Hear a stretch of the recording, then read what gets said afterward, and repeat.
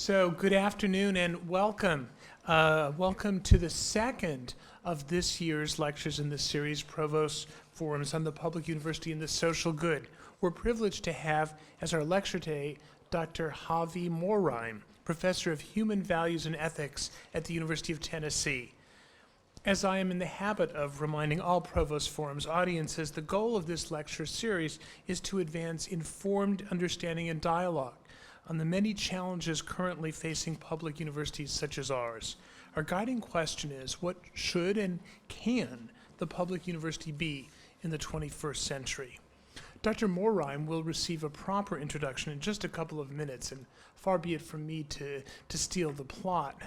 But let me acknowledge that she speaks today from a position of exceptional expertise and distinguished accomplishment in her field, and addresses a topic of great interest and relevance to the Provost Forums and our audiences. In fact, it's sober to acknowledge that probably no one here comes to her topic with a blank mind or wonders about its importance. Just to hear her title, Keeping Track of One's Moral Compass Despite Pressures to Lose It, How a Public University Can Maintain Its Integrity, is enough to call to mind in each of us troubling scenarios of integrity under threat or even lost that are all too common in today's institutions of higher education. For this reason, hearing her title can hardly help but evoke an urgent desire to scale back this threat. At the least, it will do so among those who deeply value colleges and universities as institutions characterized by practices and goals that are generally held to higher ethical standards than pertain elsewhere. To be sure, integrity has always been under threat, everywhere. But as Dr. Morreim points out, financial pressures on individuals and institutions and the general celebration of the values of the marketplace are both especially strong at this historical moment. This, in turn, creates a very good, though mercifully not perfect, storm against ethical conduct in the academy. I believe I've said enough to convince you of the pertinence of Dr. Morreim's lecture to our lecture series, but let me further observe that her focus on morality and integrity and on the conflicting values of knowledge for its own sake and knowledge to serve the marketplace is one she shares with such early influential thinkers about higher education as John Henry Newman and Matthew Arnold. I regard these two eminent Victorians as honorary and salutary participants in the Provost Forums, and I'm very glad indeed that Dr. Morreim is here today to join in dialogue with them and with us. Before I leave the subject of our program, let me remind you that all of you are invited to continue the discussion during the reception in the location immediately following our question and answer period. Now, a quick look ahead. Today's Provost Forum will be followed by 4 more this academic year. I hope you'll be able to join us for these as well. Details for all the upcoming events are available on my website, and flyers, as always, will fly. Our next forum, scheduled for Wednesday, January 15th, will feature Patricia Gandara, Research Professor of Education in the Graduate School of Education and Information Sciences at UCLA, and Gary Orfield, Distinguished Research Professor of Education, Law, Political Science, and Urban Planning, also at UCLA. Professors Gondara and Oldfield, who are co-directors of UCLA's Civil Rights Project, will speak to us about access to higher learning for students of color. I wish personally to thank the Provost Forum's organizing committee for their ongoing efforts and expertise in planning and arranging our events, and the several campus entities that have joined my office to co-sponsor this event: the UCDAVIS Committee on Faculty Welfare, the Betty Irene School of Nursing, the Davis Division of the Academic Senate, the UC Davis School of Medicine, the Community and Regional Development Program, and the Center for Regional Change. Our moderator, Dr. Lori Lubin, UC Davis Professor of Physics and Chair of the Faculty Welfare Committee, and last but not least, our great thanks to Dr. Morreim for speaking with us today. Now, Dr. Lubin will introduce our speaker.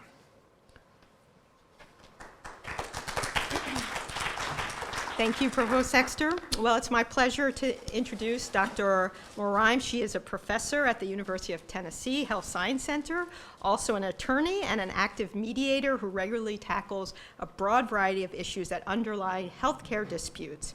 For over 30 years, she has been a medical school professor focusing on health law and bioethics. As you will see, she's a very sought-after speaker, having presented countless invited lectures to such groups as the American Bar Association and the American Medical Association.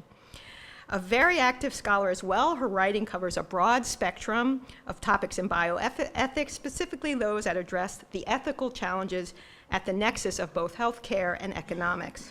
She's also very interested in the topics of faculty rights and faculty welfare, which we're very interested in, both at academic health centers as well as on campus and her own campus in particular. It's my pleasure to welcome Dr. Morreim and also thank her for participating in the workshop this morning as well.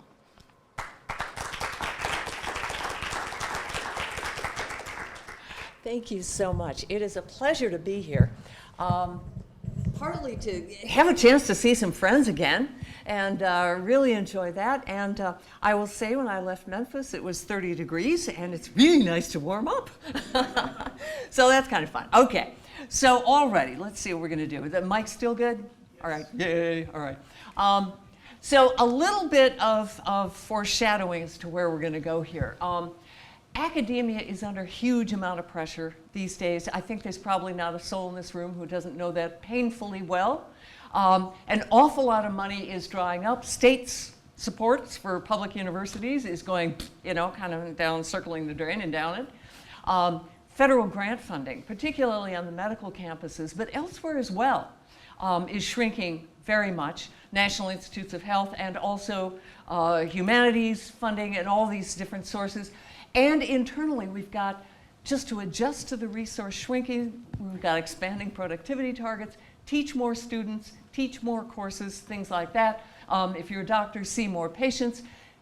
As a result, somewhat less professional autonomy. I will tell you, I am a spoiled brat and proud to be one because, and I'm a geezer, and happily so, because I mean, I made it, hey, still alive, and I had the thrill of having the freedom to be productive, okay? And very few people have that now. You know, you gotta grind it out and grind it out. If you wanna do something interesting, well, good luck on your vacation. Use it for that. And of course, as a result, the people at the top are really feeling the number crunch. The people down below feel the crunch from up above. And so there's a lot more conflict. And so there's burnout and challenges to integrity.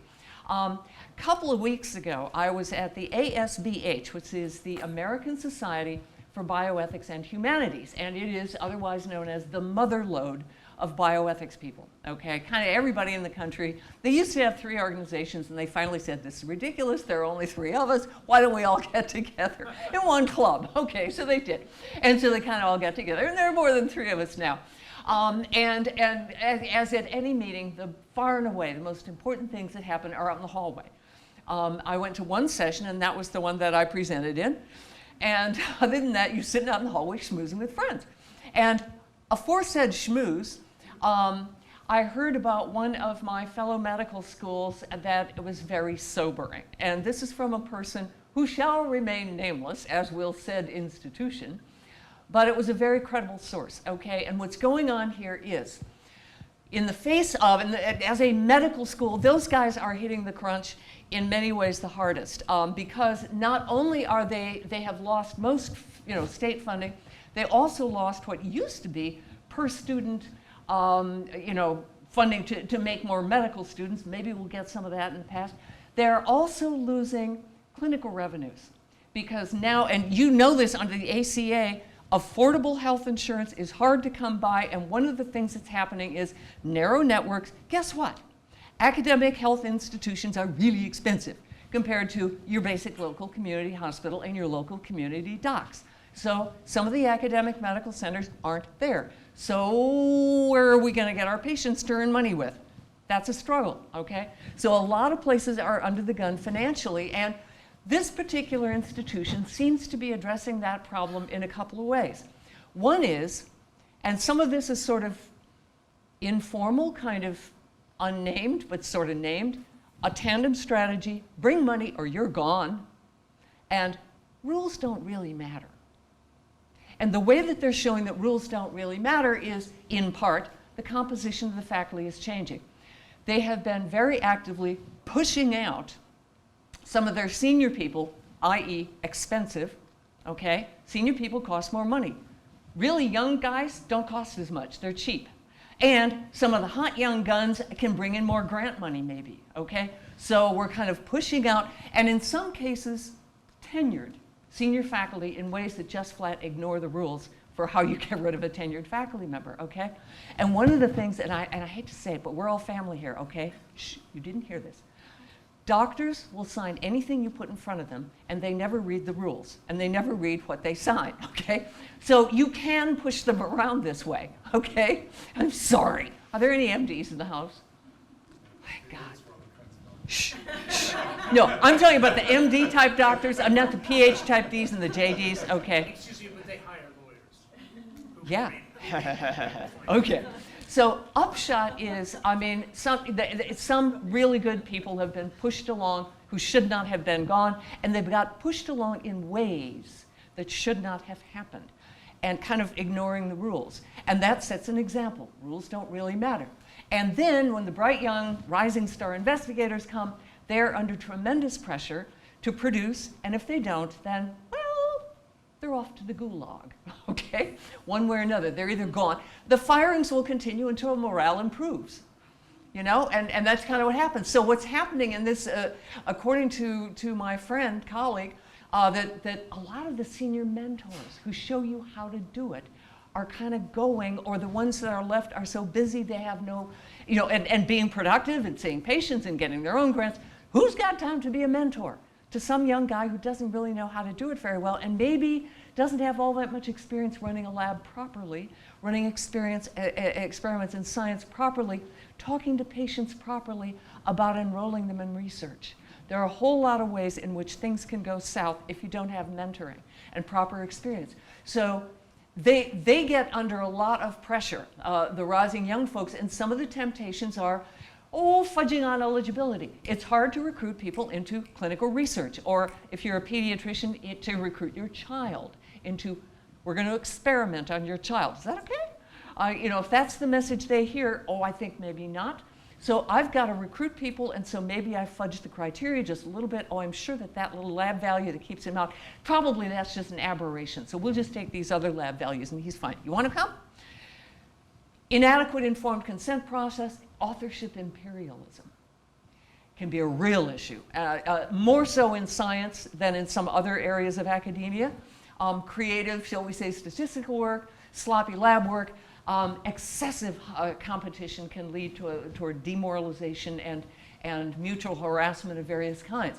Now, whether or not that description that I am relaying to you from my colleague is precisely correct, the underlying realities are very, very much real, the financial challenges. And so about a month and a half or so ago, National Public Radio, you know, what we wake up to every morning, if not something else perhaps, that's what I wake up to. They had a nice little story about somebody who was doing a fellowship and who had gotten into it thinking, you know, I'm going to be a scientist, I'm going to be a clinical researcher, I'm going to help find something that'll cure something terrible and make people better. And finding, well, maybe not, because the money isn't there, the fellowships aren't there, the faculty positions are too strained. I mean, just a lot of disappointment. So you go online and you're able to actually plug in any institution that you want and find out how they're doing for National Institutes of Health grant data. This is for the medical research. You guys are doing pretty well, actually, kind of hanging out there at and slightly below the 200 million. Just out of curiosity, I went and got my own institution. Ooh, not so well. And this is not 200 million, this is 40 million. And they're kind of, it's a struggle. It's a struggle for everybody, okay? So the overview of my talk today is that institutional culture matters, and personal integrity is supported or challenged by institutional culture. And I've got some recent examples of when culture gets problematic, and some successful cultures and culture changes, some remarkable things that are happening, and some lessons that we can maybe draw. And then finally, what are the implications for public universities? Public universities have an almost sacred position because they are supported by the public, and the whole idea of a university is at stake, where you can actually think because it's important to think, and not necessarily just because that's what somebody's going to pay me to think for. That exact topic is what somebody who has money thinks is important enough to think about, okay? Public universities may be uniquely entrusted with some of the most important fields of academia. So what I want to do to talk about culture, the name of this is My Last Day at the Home Depot.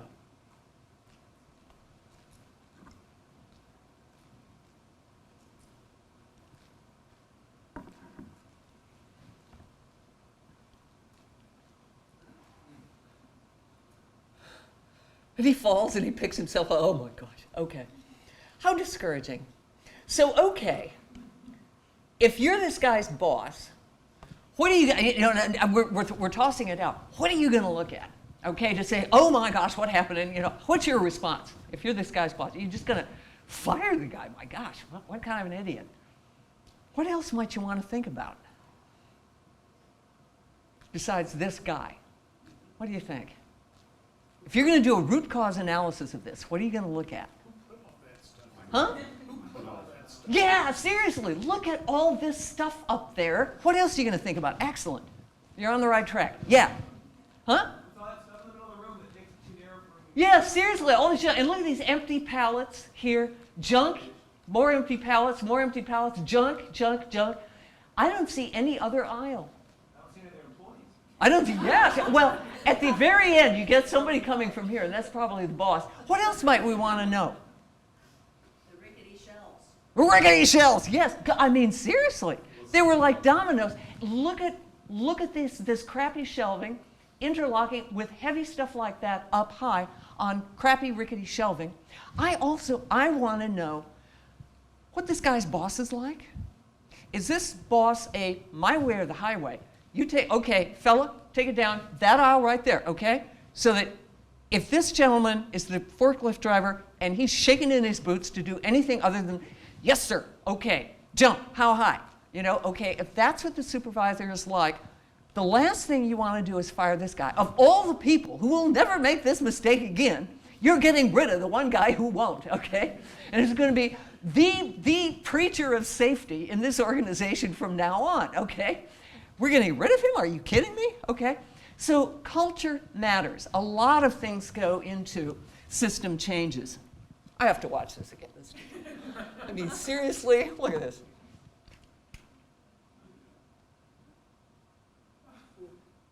See, here's the guy who's running. Like, ah! And then when the dust starts to settle, you get people coming from over here. What the heck? Yeah, here come some guys. Yeah. What? Oh my gosh, how did you do that? Okay. So yeah, that's the supervisor, okay? Okay, my last day at the Home Depot. All right. Here's some recent examples. I'm going to kind of blast through these, but you'll recognize them. CDC, Center for Disease Control, had a bunch of problems lately. A lax culture at the labs. Speaking of cultures, their cultures of the organisms were mishandled, okay? Anthrax, sloppy handling of the anthrax cultures at the CDC headquarters, failure to write up a plan for safe handling. Just have a set of instructions, a checklist, if you will. Here's what you have to do to handle this safely. Didn't have one, okay? Exposed potentially dozens of people. Avian flu influenza accidentally sent a dangerous strain to a poultry research lab run by the Department of Agriculture. Top leadership, this concerns me more than anything. We're not told for a month. Tell me more about the organization so I will understand why the top leadership was not told for a month. Anytime I have an organization where people are scared to tell bad news higher up the chain, that is an organization that's headed for problems. And some of the commentaries, it's ironic that the institution that sets the standards for safety and security fails to meet its own standards. Potential for hubris. I am a god. I am arrogant. The potential for hubris among researchers who go so inured to the daily grind of working with deadly microbes that they cease to follow safety. Well, we haven't had a problem, so this all must be superfluous. Oh dear. Okay, Secret Service. Oh my gracious, we continue to have good news about that. In reverse order here, in September 19th, the intruder, and it was interesting to see how the stories, you know, kind of got unfolded in the press. Okay, initially, oh, he only made it to the front door. Well, he made it through the front door, but no farther. Oh, he made it through the front door and then past the guard, and then, but only got, and then he got through the green room into the east room, and then a couple of guys off duty tackled it. Finally, we learned some of that. Oh, by the way, the dog was not released. Now we find out the guy was on his cell phone and did not have his other earbud in. The alarm box was muted. Okay. The fact that somebody turned it off, it's like anybody who works in an intensive care unit has alarm fatigue. When it's screaming all the time, it tells you absolutely nothing. You might as well shut it off. So this is a system level problem. If the alarms were not telling you all but only when a problem was developing, they are worthless anyway. They didn't tell you anything you needed to know and would find useful. Agent at the door, and this is an interesting gender.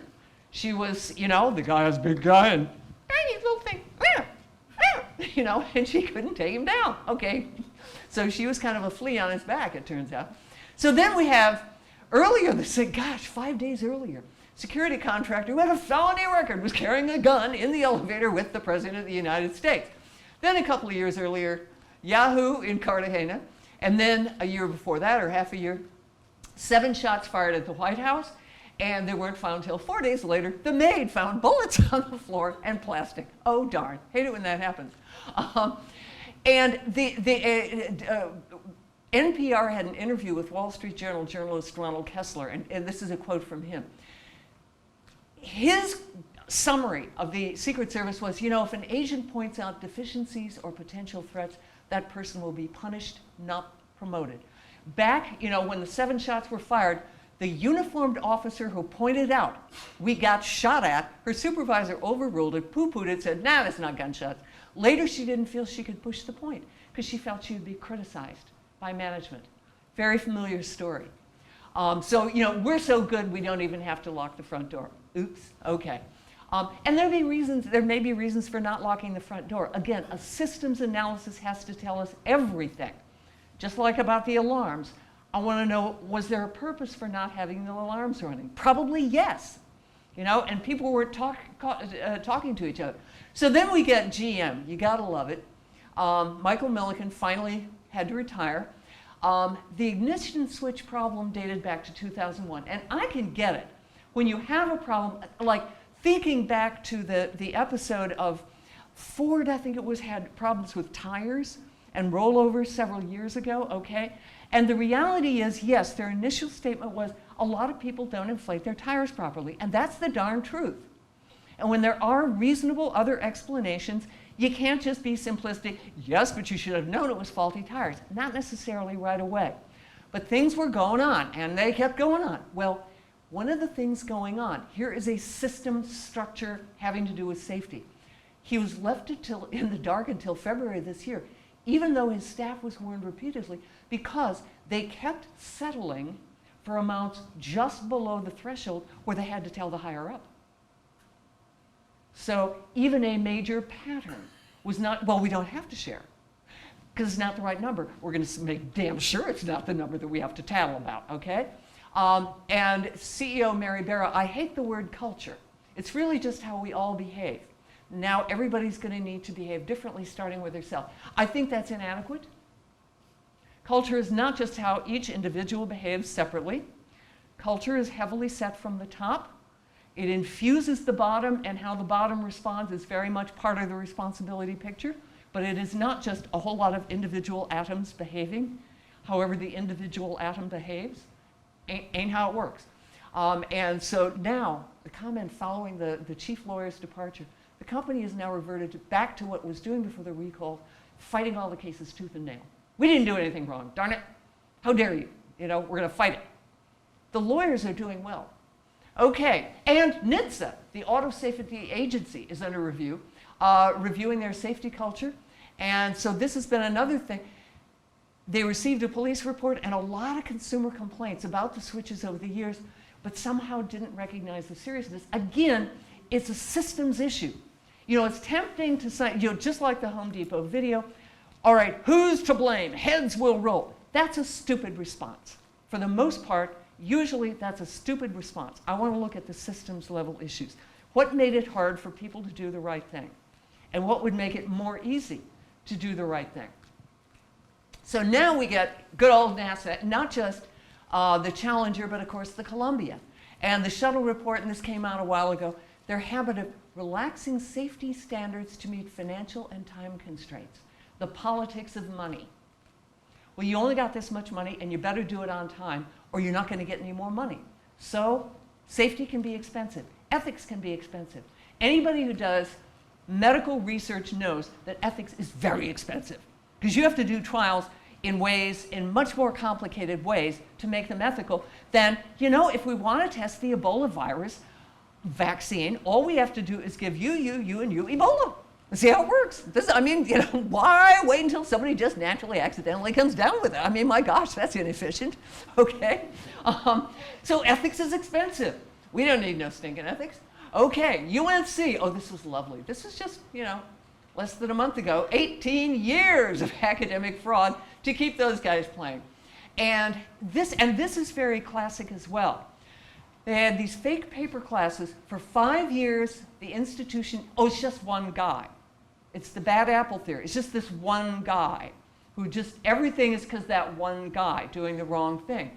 The first hints were in 2010, and for 5 years they were on the defensive, only admitting to allegations as they surfaced, never really digging deep. And this is the CNN report that I'm just quoting from here. 6 previous internally commissioned reports had stopped short of systemic. Now they get a new chancellor, new at the top. And the person at the top says, this needs to be looked at by somebody who's not in the middle of a big conflict of interest. So they hired Weinstein, somebody completely outside the institution.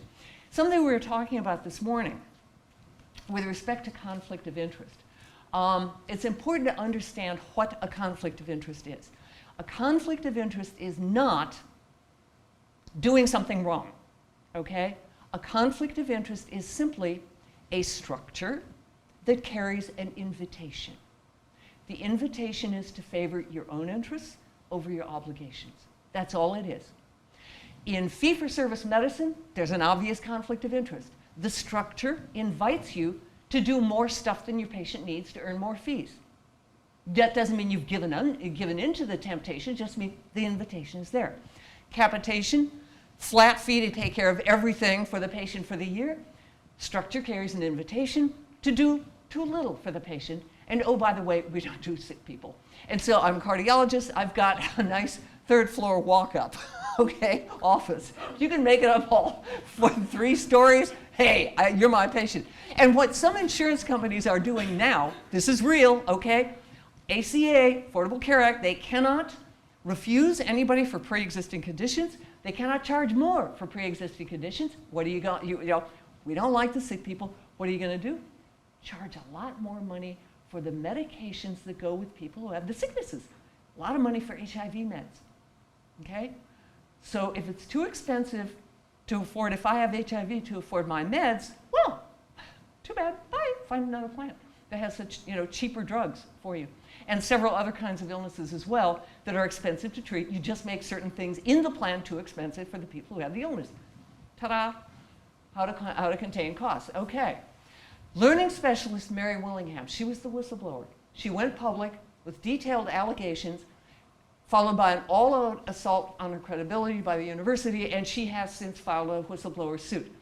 She thinks it took so many years because this is the flagship of the system and of the state, and to admit that we did anything wrong is too difficult. There was a level of arrogance here, and that's part of the culture.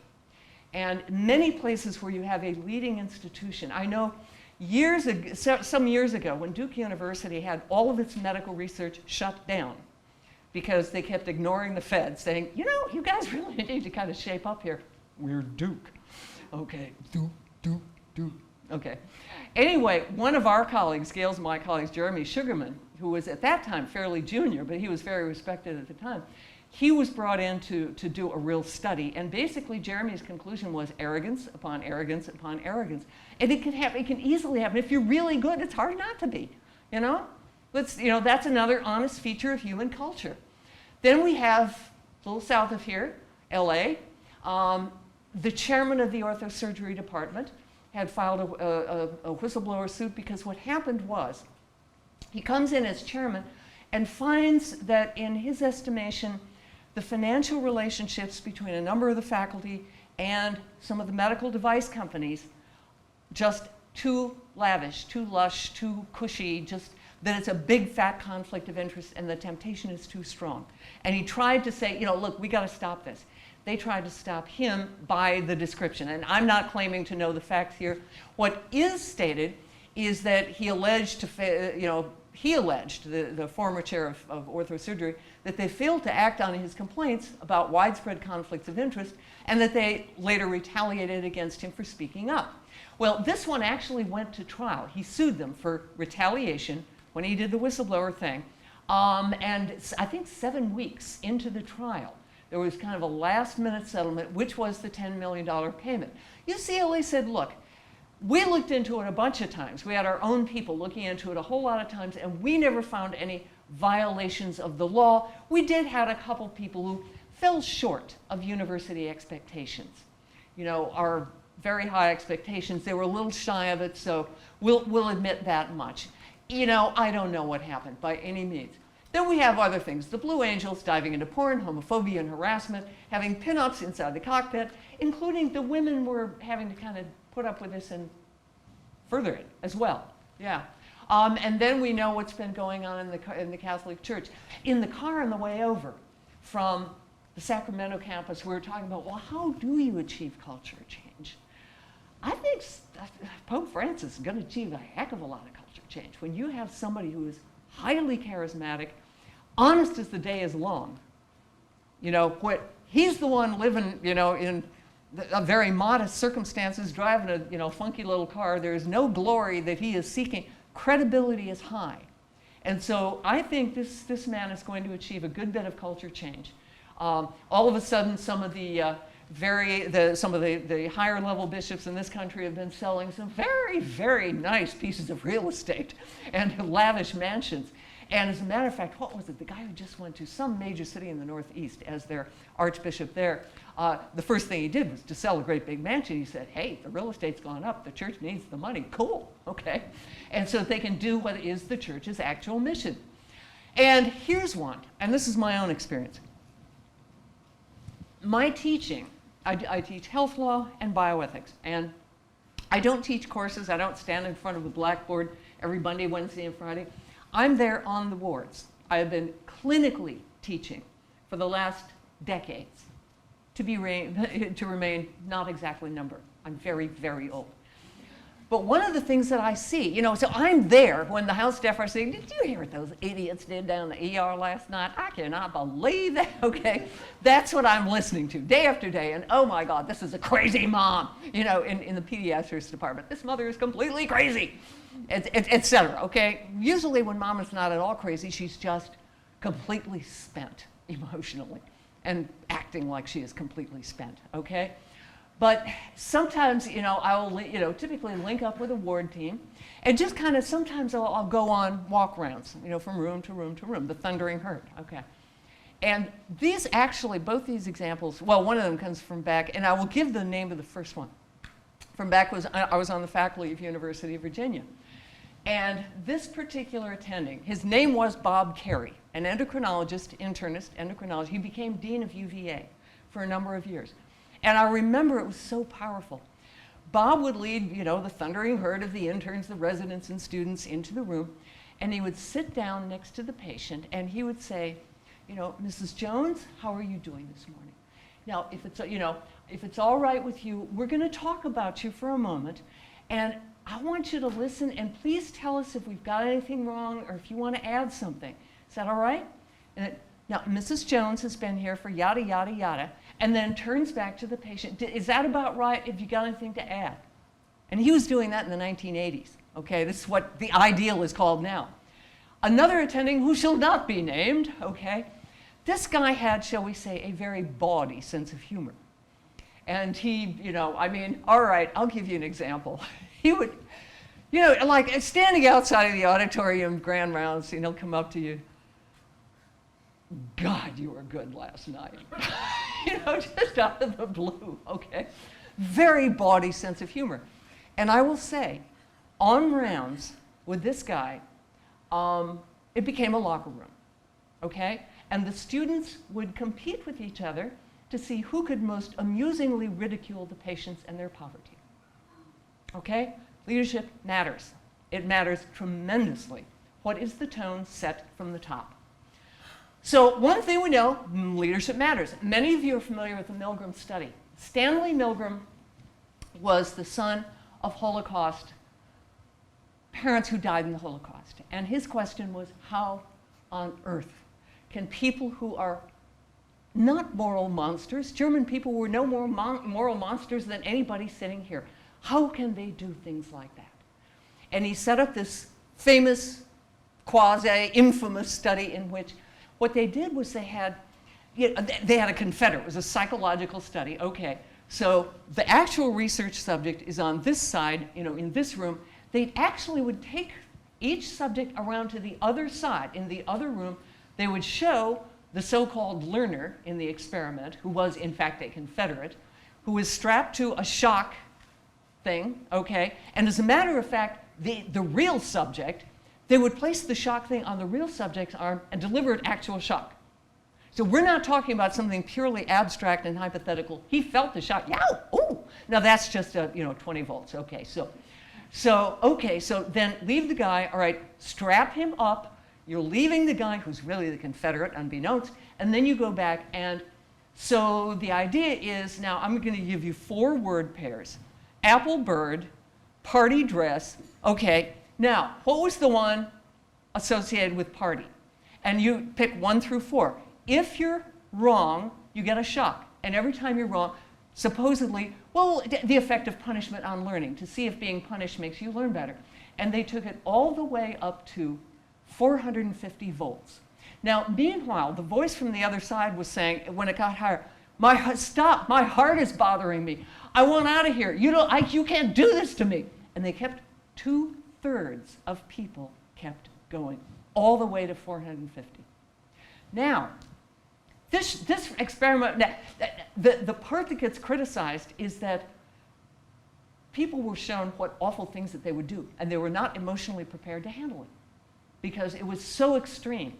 And so that's why it became infamous. Well, they've redone the experiment under ethically more acceptable circumstances. You'll see.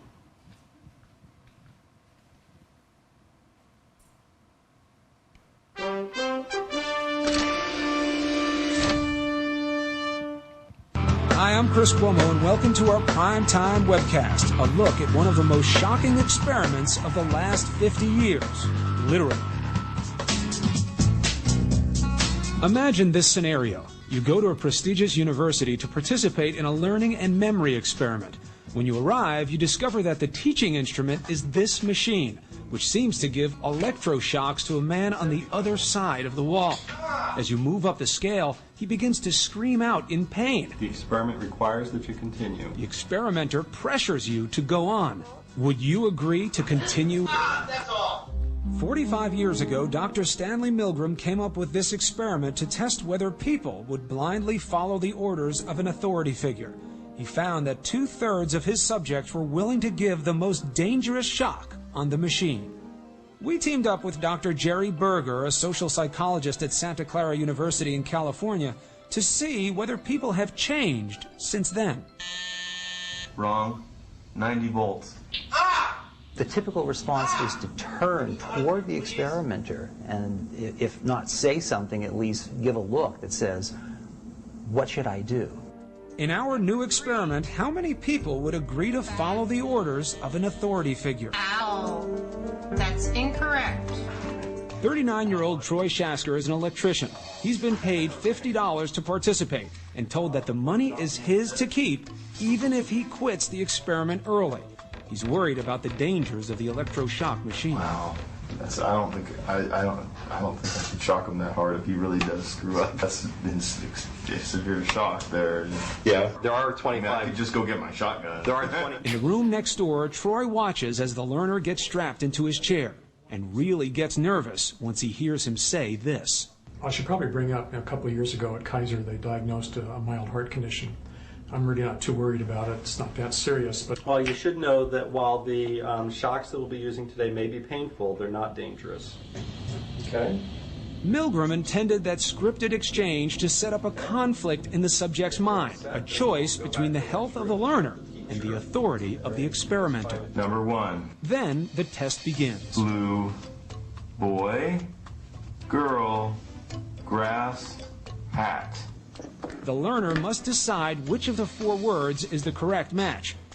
At first, everything goes smoothly. Correct. I was confident that he was doing really good at first, and then it started looking bad. Then, at 75 volts, Troy hears the first sign of trouble. Soft, rug, pillow, hair, grass. Incorrect. 75 volts. I could actually hear him next door going, ow, oh, and he kept getting things wrong. Incorrect. 90 volts. He doesn't like that. At 105 volts, he's clearly Number 10. uneasy. I got a little moist on my forehead there. I wasn't comfortable. I can't tell you why I listened to him and kept going. I should have just said no. The correct word was duck. Rock, house. At 150 volts, Incorrect. 150 volts. will Troy listen as the learner begs him to stop, or will he follow Brian's orders? Tell him the correct word, pair, white. The correct word was white horse. And the next item, please continue. The next item is sad. He obeys the orders. Face. why didn't you stop? I saw him getting strapped in, and they were just like little. I mean, he could have just, if he was in that much pain, he could have just tore himself off. Why are you putting it on him and not you or the experimenter? I was just doing my job. This is what all the I was doing what I was supposed to do. following orders. 75 volts. So I guess the influence of having the conductor of the experiment right there next to me, telling me to keep going, had a lot to do with it. For the past 30 years, there have been severe restrictions on using humans in social psychology research. To avoid putting subjects under too much stress, Dr. Berger made a significant change to our experiment. In this experiment, you stopped at 150 make-believe volts. In Milgram, they went much higher. We stopped for ethical reasons. We couldn't put people through the agony that Milgram's participants went through. I told you I had heart trouble. My heart's starting to bother me now. Are there clues that indicate whether certain people might be more compliant with authority? Wrong. 90 volts. When you were watching, how good were you at guessing, oh, this person may go or this may not? It was impossible to tell. I tried to guess. I tried to look for signs, body language, anything to try to guess who's going to continue and who's going to stop. And that tells me that it's not that there are certain kinds of people who are obviously different from the rest of us. It tells me that probably all of us are capable. Thanks for watching our primetime webcast, and be sure to watch again next week. Watch more. Oh my. You know, some of the, I almost wonder if some of it was also trust. They wouldn't put me in the position where I'd actually hurt him, notwithstanding the evidence that said, my heart is starting to bother me. I mean, it's just 2/3 of the people here kept going to the highest level. So another source of interesting information here is, this is the Ethics Resource Center. Every couple of years, they do the National Business Ethics Survey of the U.S. workforce. This is commissioned by a lot of major players, okay? Altria, which is a spinoff of Philip Morris, Lockheed Martin, PricewaterhouseCoopers, Edison, Walmart, United Technologies, Raytheon, Pete Marwick, Assurant, ADM, et cetera, et cetera. These are big companies, okay? And this is done as a completely outside entity with confidential reporting. The bosses never find out who said what. Here's what they found. Some of this year's survey, the data from 2013. There was improvement over time. 41% of workers observed misconduct compared to 45% and 55% earlier. 60% of that misconduct was someone in managerial authority. 24% of the observed misconduct was senior managers. That's kind of sobering, I think, 12% reported the misconduct is company-wide. Of those who observed misconduct, 63% reported it.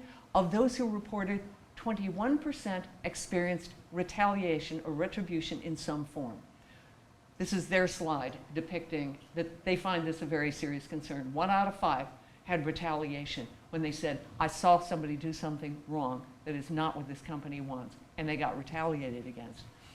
Misconduct includes abusive behavior, lying to employees, discrimination, sexual harassment, falsifying company financial data or public reports, bribing public officials, various things like that. Retaliation includes things like this: losing or almost losing one's job, online harassment, which of course is a new kind that we get treated to these days, demotion, verbal abuse, harassment at home, physical harm to person or property, just sometimes being intentionally ignored, passed over, just being not included in group discussions, things like that.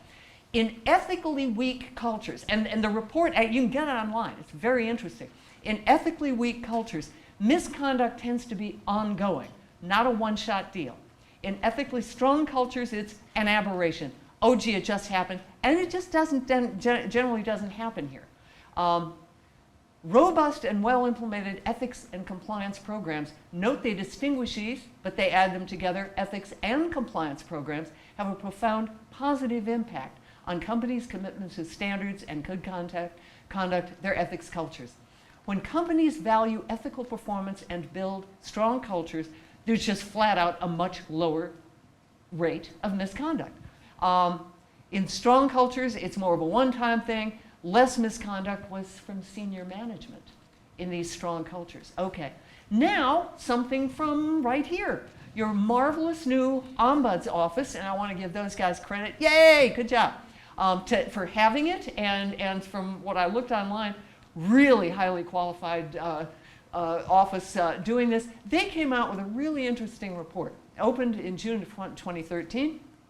And then added students this March. So I don't think these data include students. What they provide is coaching, conciliation, informal mediation, and importantly, and this is according to what Ombuds offices do, these are universal standards for Ombuds person. It is confidential, it is independent, informal, and impartial. One of the things I do, I am a mediator, and I do it in the clinical setting, and I also do it for the courts. Actually, a lot of the cases I do for the courts are civil suits between family members. Okay, I'm qualified to do what's called family mediation, in other words, divorce, child custody. Most of my family stuff, though, is things like mother suing daughter over real estate, get out of my house, brother suing brother, give me back my stuff, pay me back what you owe, things like that. And I do that and I welcome them because the emotional intensity is very similar to healthcare. So it's kind of training. Both are training for the other and expansion of skills. And so these are things that absolutely mediators do all the time. And it's the heart and soul. Building trust is key to a good mediation. So 267 visitors during this very first time period, standardized recording system, and then data analysis. The most frequent concern: poor communication and disrespect, including bullying, distrust of person with higher institutional status. Interestingly, much higher in the health system than in the main campus. And I'll tell you, I think there are reasons why. Very simply, healthcare is much higher stress, okay? If you're at the local Starbucks and the barista messes up your order, usually nobody's gonna die, okay? Oh, and I'm so sorry, I have this wonderful cartoon of a snowman sitting at the Starbucks and half his face is gone, and the clerk is saying, oh, I'm sorry, it was supposed to be iced coffee we gave you. His face just melted away. Okay, normally at the Starbucks it's not a big deal. In healthcare, the exact same error can kill somebody. Like you're programming the IV, okay, for how much is gonna be dispensed at what rate. If you make the same mistake the barista makes, the patient can die. So the stress is absolutely higher in healthcare.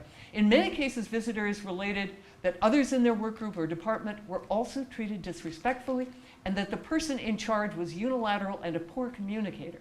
Visitors often related that the person in charge appeared favored by leadership because of that person's willingness to prioritize the bottom line over the concerns of the work group. Substantially greater, again, in the health system. Visitors' fear of retaliation is profound. 40% in the health system expressed fear of retaliation for speaking up. Minorities and women and disabled raised concerns, and visitors in conflict with peers also raised issues of poor communication, bullying, and so forth. So that's kind of some stories about when things don't go too well. What does it look like when things go right? Happy side, okay. Successful culture and culture change. Harley-Davidson is a story I love, partly because my neighbor at the street, Larry, is a Harley guy. Okay, he's got at least 3 or 4 Harleys, and he's the kind of guy, Larry knows, okay?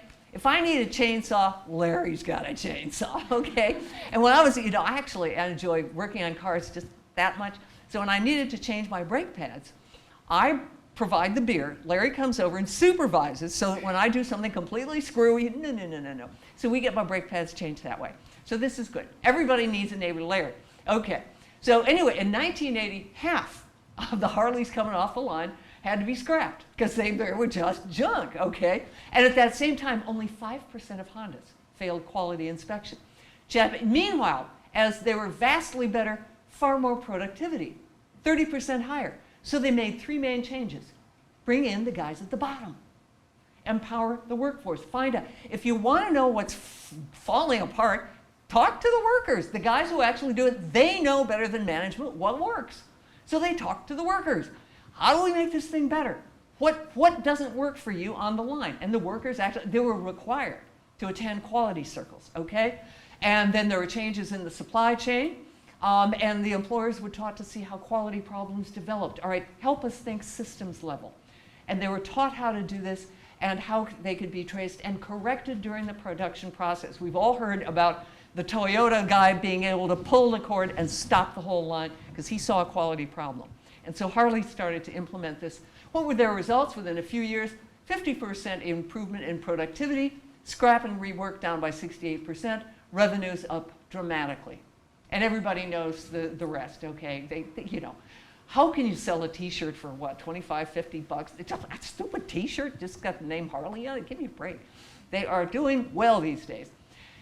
Very fine example, and healthcare, we look to aviation a lot for standards of quality and how to improve quality. The ASRS reporting system.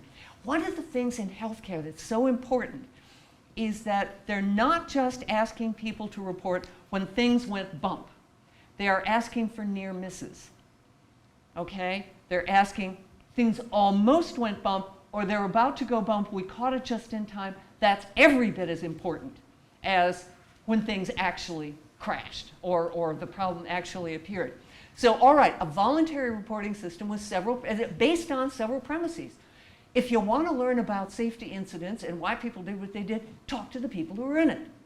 But you'll only find out what really happened if they are protected, if they feel safe to give the information. They're generally willing to share. They generally want to share. They want to tell what they saw and what they experienced because it's bothering them. It's weighing on their minds.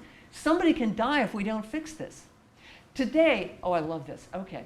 We were in the shuttle on the way over, okay, and one person's seatbelt didn't work. You know, the shoulder belt? And just to kind of pimp the poor driver, we said, now, you need to report that, okay? The little things, okay, that we were talking about this morning. And so I have no idea if he will report the shoulder belt cannot be brought out. It does not work. And that could very well go unfixed for a long time, and maybe somebody finally gets hurt. Oh, it's been known about for a long time, but what is our system for reporting that kind of thing? I can't remember the license number anyways. So, okay. They're willing to share if they are truly protected from disciplinary action and kept out of it as a person. So you got to ask why things happen. ASRS, the other feature of this is that the FAA, which actually does control aviation, understands that you can't have them reporting to the boss and expect the kind and level of truth you need. So they set up a completely independent third party, NASA. So you don't report to the FAA, you tell NASA, which protects the information, and it's a sacred trust for NASA because if they blow it, the whole thing's down. You know, if somebody ends up getting penalized for something they should, or even the name leaking out, the whole system is very much jeopardized. And it has led to a lot of safety improvement. Another one that is partnered, this is the ASAP, this is within individual airlines. And the FAA is giving limited immunity from discipline to pilots who report incidents, problems, and so forth in their company's program. The only downside is that companies tend not to share this with other companies, because if I'm having this problem, you might be having it too. And it's too bad if we can't talk, but it tends to be not shared so much because it's threatening information. In medicine, this is the old approach. It is still very much a common approach. It is the Bart Simpson. If somebody says, you screwed up and you hurt me, the answer is deny and defend. I didn't do anything, you didn't see me do it, and you can't prove anything. That is the Bart Simpson reply. And we reply like Bart Simpson pretty much frequently in medicine, but there is a new approach. It actually goes back to the 1970s, early 80s, a VA system, hospital, I should say, in Lexington, Kentucky, inaugurating something called extreme honesty. Everybody's fear, of course, is, oh my gosh, if we tell people we screwed up, they'll just sue us, you know, and then we'll really be in deep, deep water and paying even more money than we are already. That isn't the way it worked. What happened was, the 2 years before they implemented the program of telling people, we made a mistake, you got hurt, come in, we want to talk to you, tell you what happened, we want to make it right, and we want to make the system better as a result of your experience. The 2 years before, kind of what led to the whole thing, they had enormous liability payments, okay? Even in the federal system, which has vastly smaller exposure to liability, med-mal, than in any state kind of situation. So anyway, in the 5 years afterwards, they ended up spending vastly less than in the 2 years before. So what happens is, you disclose the error, and often, you know, it's best if the patient and family are invited and encouraged to bring their own attorney. Plaintiffs' lawyers get it, okay? This is just a different business model. The attorneys who don't feel as warm and fuzzy about it are the defense attorneys. They're the ones who are earning all the billable hours that aren't happening anymore. Because what happens is, provider uses information to improve quality and offers compensation. So lots of hospitals are doing this now. The best data we've got right now is from University of Michigan, who've been doing this for quite a long time. Basically, they have found their monthly claims, new claims have dropped in half. Rate of lawsuits dropped by 2/3. Median time to resolution dropped dramatically. Settlement totals way down from 3 million to 1.25 million. Average expense per case. It's the lawyer bills that sometimes are worse than the payouts, okay? And here's another one, Yale-New Haven, OB-GYN. If you want to look at conflict, if you want to look at lawsuits, look at labor and delivery.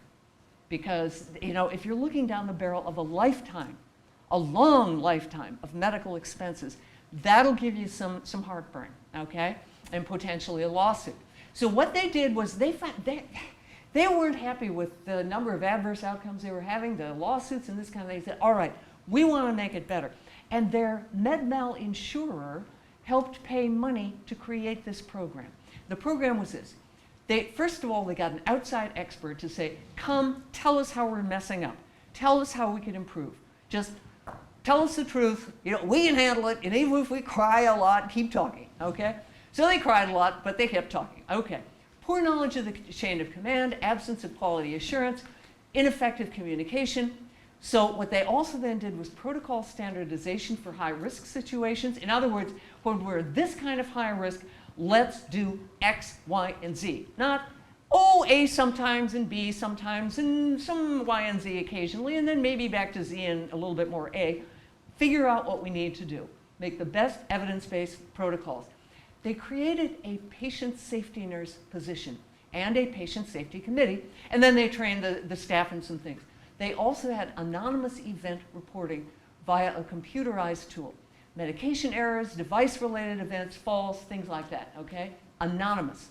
And a safety attitudes questionnaire, which was an anonymous survey, which just kind of tracking the morale and the climate, the communication climate in the unit. What they found was, and this is several articles that have come out, significant decrease in adverse outcomes, The improvement in what's called good teamwork climate, but from 04 to 07 for nurses, it went from 16% to 89%. That's dramatic, I think. For doctors, it improved tremendously too, from 39 to 72. Safety climate improvement, teamwork culture, 39% to 63, and that's only in a few years. Job satisfaction, burnout is very expensive. Replacing a new nurse is incredibly expensive. Replacing any kind of worker is very expensive because it's not just training the people in how we do things in this hospital, it's a whole lot of other stuff that we won't go into here. But okay, now here's one. Reduced med mal liability. They compared the 5 years before to the 5 years after these interventions were initiated. It was absolutely stunning. Median cases cut by half, median payments per year, almost 51 down to a little over 2. That is just stunning. Median payment per case, $632,000 down to 81. In other words, liability payments fell by 95% because people were talking to each other. They also were better quality. They had standardized approaches to some things. A few observations. One is insulation at the top can be absolutely disastrous. Think back to the Nixon administration if you have a lot of gray hair. How in the world did Richard Nixon think that he could get away with hiding Watergate from the people? He only talked to Haldeman and Ehrlichman and the guys, you know, they talked to each other. In the 1980s, the American auto industry, they tanked, okay? Why? In part because they all lived in Grosse Pointe, Michigan. You know, Chrysler, Ford, GM, they all talked only to each other. They went to the same churches, maybe in the same country clubs. They talked to each other. They thought that they could put, you know, a Cadillac mark on a Buick and sell it as a Cadillac. And it didn't work too well. And they were selling a lot of pretty crummy cars. And they were taken completely by surprise by the Japanese auto industry. Okay? And I remember the days when you used to have sledgehammers pounding on Japanese, you know, on Hondas. And they'd have a sledgehammer fest up in Detroit pounding on a Honda.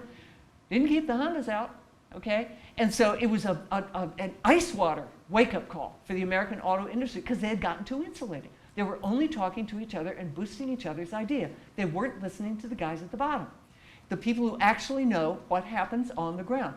So benefit of the doubt, it seems to me, anonymous feedback, including bad news, is essential. When you shut off bad news, you're in trouble. You're in big trouble. Team members at all input should be taken seriously. Benefit of the doubt goes to complaints and reports. A lot of times it's tempting. We have this little norm in our culture generally to revile the snitch, okay? From grade school, we are taught to hate the tattletale. Don't be a tattletale. Don't be a snitch. You ratted your best friend out. And we think also about in some of the, you know, the totalitarian states where kids are asked to rat their parents out on feeble bases, etc. So maybe that's where we get this, I don't know. But the people who have the courage to report what they see are usually doing it against all odds, including their own inner odds. The 1/3 of the 1/3 of people who said, I won't do this in Milgram, were taking risk. They were taking risk. The wrath of the investigator, whatever they thought might happen, they were taking risk. You gotta take these folks seriously. I would also say readily seek outside independent evaluations. Make that almost your first course. If it looks like some real doo-doo is flying, get somebody outside because credibility is at stake. Anybody inside who does the investigation is by definition in a conflict of interest, defined as a structure with an invitation. The invitation, my obligation is to find the good, the bad, and the ugly. My temptation is have nice things to say so people will smile at me and then I can get the heck out of Dodge. I did my job. So, okay, it's a conflict of interest, guaranteed. Now, whether they give in to the conflict and behave improperly is a totally separate question. Consider exit interviews. I don't know how many, you know, academic places have these. Exit interviews are one place where truth can have a safe exit from the mouth. Now, here's another, speaking of anonymous surveys, this one, oh, my own institution. It's just now, last week, I got the email that says, okay, this is a separate company. We want to make our campus, and the email said, we want to make this university an even better place to work. And that kind of tells you the slant that we're kind of looking at here. And the email said, now this is your unique password Don't pass this email along. Do not share it. This is your password. But of course, it's all confidential. Which is it? Okay? Makes me really kind of creepy when they tell you, this is your password, unique username and password in your survey. Don't pass it along, okay? But of course, we promise you confidentiality. Interestingly, this survey, and I'm not blaming UT so much as, just kind of the whole setup here is bothersome. They assure us that they will not share demographic information with the university unless there are at least 5 people. Okay, I'm the 5 people from a department. Okay, I'm the only female full professor. I'm uniquely identifiable in my little, in what used to be my little department, no question about it. And nowhere does it say we're not going to pass along individually identifiable feedback or information. Doesn't even make the promise. Confidentiality, anonymity means nobody has a clue who said anything. Confidentiality says, yes, we do know, but we promise not to tell. Here are the things that they're looking for. What do you appreciate the most? This is the only narrative available. This page is the only narrative. It's a screenshot. What do you appreciate the most about working at this campus? What would make this campus a better place? And what are the top things to strengthen the culture? In other words, there is no narrative opportunity. You can fill in negative things, but the framing is all upbeat, positive. We want good news, and we want some nice suggestions. The last time they did this a couple of years ago, we got, months and months and months later, we got the feedback, oh, almost everybody just loves it here. We did find a few areas, opportunities for improvement, but this is a great place to work. And a lot of people don't fill this out because they don't trust for 1 minute that it actually won't and cannot be traced to them. So more from the National Business Survey. This is their recommendations. Communicate, management and supervisors, communicate it as a priority, set a good example, keep your commitments.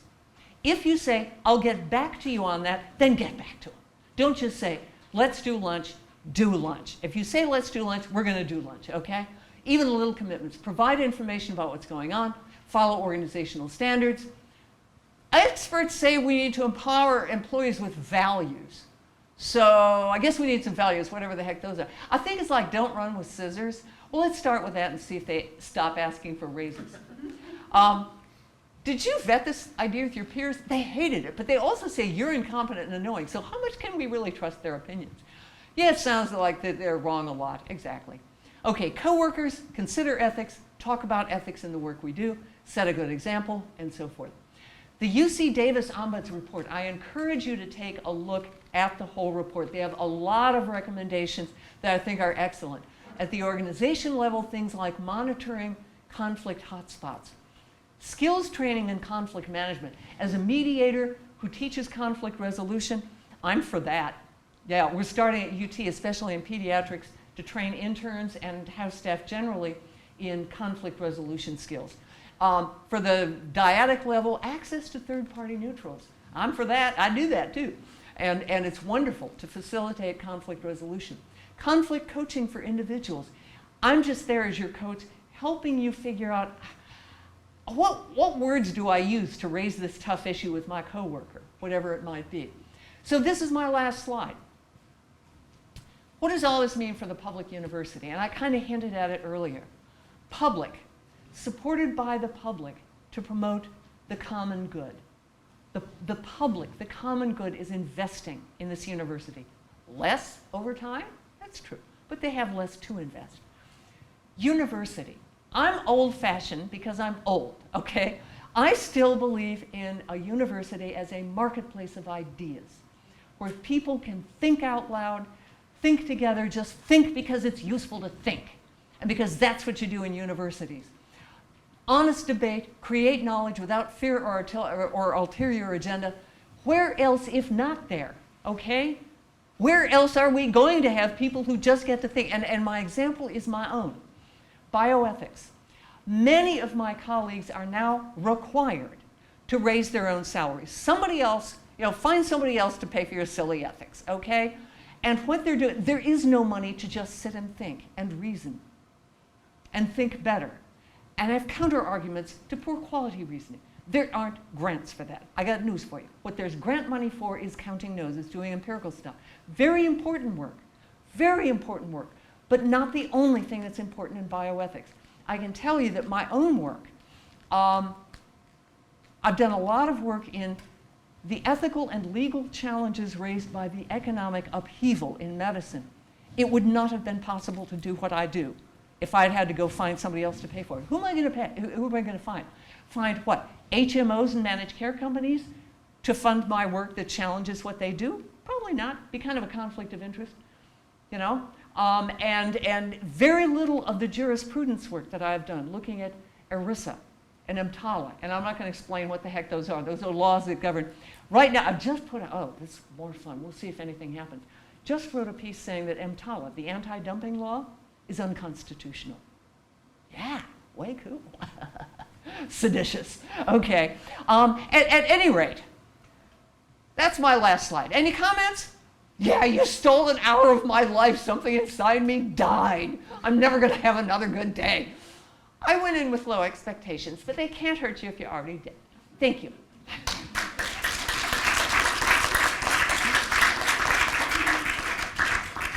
We have time for a few questions. Thank you. And we have a microphone. Yeah. Now, I should stand. You seem to be impressed with the Ombuds program we have. But do you know that they won't even talk to you if you had filed any grievance? I am not aware of the technicalities. If you filed a grievance, there's probably a technical reason. So talk to me some more. Yeah, but how do you resolve it if you can't talk? And we are supposed to formally file grievances when we have a grievance. Okay, that would be something, you know, that sounds like something to inquire with the Ombuds office, find out more what might be the rationale and whether that can be changed. I was there, and I was told we can't talk about your case anymore. My discussion went one sentence. Oh, wow. Well, again, you know, you would want to talk, you know, I don't know how it's organized. A very interesting question and a thoughtful one. And my response is to inquire, you know, now that you're no longer dealing with your particular situation, to invite yourself and some others who might be interested to have a reflective conversation about, is there a way of changing that or having an alternate route, something like that. Hi, thanks so much. Great presentation. I'm wondering about the public, the variable of publicness in analyses of ethics in universities. In what you've looked at, do you see any distinction between public and private universities or between different kinds of public universities and others? How might that vary? Good question. I have not looked into that. I don't know if anybody's done such study. I am not an empirical scientist. I've gathered a bunch of data here because gathering data is a really good and useful thing to do. I simply don't know. I mean, you might find differences in for-profit private universities versus not-for-profit. There you might find greater levels of distinction, but I'm not sure about that either. You know, wouldn't guarantee it. Good thought. Yeah? I think the biggest difference between private institutions and public institutions is the administration that's actually in charge of those institutions. We have a shared governance for the University of California, and we're supposed to be governed by the professors and so forth. But in private institutes, it's a top-to-bottom administration where you have a leader who can then follow some of the examples we saw today for private industry. And so there is a big difference, in my opinion. Anyway, the University of California should, and why we're here, is to have shared governance, set these policies up so we don't run into these kind of problems. Mm-hmm. Thank you. Very helpful. Yeah. Other thoughts and observations? Yes, sir. So, a lot of your talks seem directed at the medical sphere. Yeah, that's what I was, but yeah. And it seemed, I mean, when you mentioned at the beginning freedom, and when I think of the sort of academic environment away from the medical spheres, it sounded like a lot of the ideas you were putting up there were imposed from the top. set up, I mean, I have trouble imagining telling my department all of a sudden we have to all go to quality circuits or something. Yeah, like a Harley-Davidson, yeah. That would have been raising freedom, yeah. And Ralph would be late. do you need EMTs here? And so I'm wondering if you have, so I didn't hear a lot about the sort of what I think is the usual academic environment. Are you making particular suggestions to, for example, to a physics department? It might be very interesting. Although, as you note very appropriately, forcing everybody into a quality circle would maybe be a little bit odd and over the top for an academic center. Inviting, we were talking about this at lunch actually, inviting people who may be like-minded into focus groups to identify what are the challenges and problems that they are experiencing, to maybe come up with strategies to propose to those who may be imposing things that don't make sense for them. Help me more with your thinking here. No, I just want to know, I mean, you just explained all these different systems that, you change the environment in medical centers, or people change it. So what are you suggesting for another kind of academic department that's not a medical center? Well, for example, all right. I mean, it all sounds top down. So is it? Well, the top said we got to listen to the bottom up. I mean, that's part of the message that we do need to keep track of. Harley said we got to talk to the guys on the floor and find out from them what's going on here. So whether it's by structuring quality circles, if you've got genuinely shared governance right down to the department level, then you might be able to find out some of the problems that faculty members are experiencing, whether it may be sexual harassment, okay, or colleague-to-colleague bullying, or senior folks to graduate students bullying, harassment of some sort. I mean, finding out what's going on at the grassroots requires protection and safety for those folks. So, it's obviously in a philosophy department, it's not like, manufacturing Harleys. But I can tell you that my original field was philosophy. I also do law. And New York, the New York Times did an article just maybe about a year ago on philosophy as a discipline and why are there so few women in philosophy. And one reason is that it is a perfectly, brutality is sport du jour in philosophy, is kind of the description. Viciously attacking ideas. We're not attacking you, we don't care about you. That idea is really stupid. Here's why it's stupid. Chapter and verse. What a dumbass idea this is. And so in some of those departments, you can find that some of the graduate students, especially those of the feminine persuasion, may find themselves being basically bullied or harassed in some way. You'll never know that if you never talk to them or if they have no voice. So it's not quality circle of the Harley-Davidson kind, but if you have no way to find out what it's like to be a graduate student in the philosophy department where the bullpen can be pretty brutal, then, okay, that might be as close as I can get to an answer. Your suggestions find our own way of reaching. Yeah, I mean, whatever variation on the theme. And yep, I mean, most of my examples are indeed medical because that's where I've lived for so long. And that's where the stress is actually ramped up higher and the consequences are higher. But they've been then able to find some things that I think do translate to other settings. Thank you. Even though we are a public university and we are supposed to be doing good for the public, there is a growing tendency to adopt the business model, and that is all monetary, because then you can argue that the CEO deserves the same salary as somebody in a private company. You can justify that. But other than that, it is taking us in the wrong direction. Do you notice that when you go around visiting? That even in public universities, it's more the business model. That is the reality that indeed, you're so right. We kind of started out with that.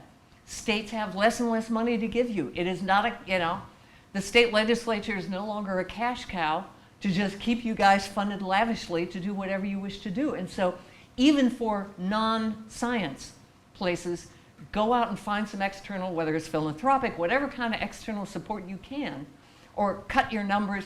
That's how, you know, we have to deal with it. And yeah, sort of a business model is finding its way in. And one of the biggest challenges for anybody in administration in a public university, you know, in traditional academic departments, is to figure out how do we make do with less and still keep our integrity, still keep our focus in the right direction, and still maintain something of an honest-to-goodness university instead of just, all right, go for the business. I can tell you in my work, none of it, just as I said a moment ago, virtually none of what I have produced, it's 2 books and 150 articles, virtually none of it could have been produced if I had had to go find somebody else to pay cash for what I wrote. And if I'd had to pay cash, the topics would have been different. What's somebody willing to pay for? And then, if I actually get the grant, now I have to actually do what I didn't really want to do that much anyway, instead of what I think really needs to be said or explored or done. I mean, and that's happily his job, not mine, is to find that incredibly delicate path to let a university be a university under significantly shorter, you know, shoestrings. Yeah, last one. The marketplace of ideas that you've presented is really not necessarily happening every day now. And I think what you're suggesting is the focus, because of the economy has reduced all of our funding, is that the universities, and this one in particular, has put out this call that we should become more innovative and bridge industry and build our own little companies. And it's what's happening inside each laboratory. I'm at the Med Center, is that you become your own little business. And because of that, we're acting as a business. And then you can't really have team collaborations because there's many ideas that can be converted into other labs, diluting your lab and potentially causing some problems with funding in your own position. Intellectual properties are a key problem now. But nevertheless, is that funding your own program is going to have to be individualized for the near and for the long-term future. So we're going to have to build these little companies, and we're going to have to rely on outside of the traditional academic environment. Because when you're inside a system like this, and there are cuts to be made, and there's the ones that go first are the pure academics that are inside these basic research. And so, in a sense, we are in an environment where we have to survive by ourselves, and there's less community inside these health systems. Does that make sense to you? What's happening? It's a reality that's quite widespread, unfortunately. Thank you.